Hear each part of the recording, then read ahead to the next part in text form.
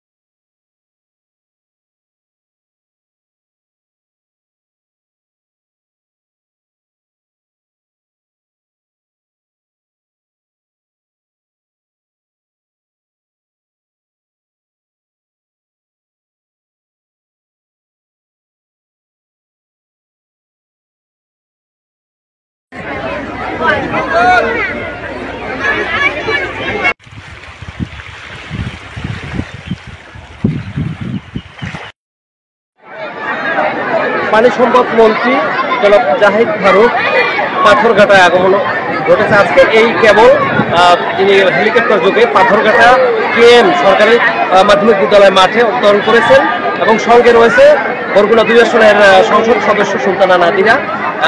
স্থানীয় যারা রয়েছেন ভুক্তভোগী যারা এই যে ঘূর্ণিঝড় রেমালে যে আঘাতে ক্ষতবিক্ষত হয়েছে এই পাথরঘাটা সহ দক্ষিণ জনপদ, সে বিষয়টিকে তিনি মাথায় রেখে সফরে এসেছেন এই জনপদে এবং বিশেষ করে পাথরঘাটা থেকে দক্ষিণ জনপদ যেটি বেড়িবাঁধ সেই 2007 সাল 15ই নভেম্বরের যে পুনর্নয়নকারী ঝড় সিডরে চষে গিয়েছিল, তারপরে টেকসই বেড়িবাঁধ নির্মিত হয়নি এবং সেই বেড়িবাঁধ নির্মিত পদ্মা চল্লাডিমারা তিনতলা এলাকা থেকে যে চষে গেছে বেড়িবাঁধ, সে বিষয়টি তিনি দেখবেন এবং এই জনপদের যে বেড়িবাঁধগুলো এবং টেকসই বেড়িবাঁধ বন্যা নিয়ন্ত্রণ বাঁধ যাতে হতে পারে সেই দাবিটি মন্ত্রীর কাছে করবেন এই জনপদের গণমানুষ।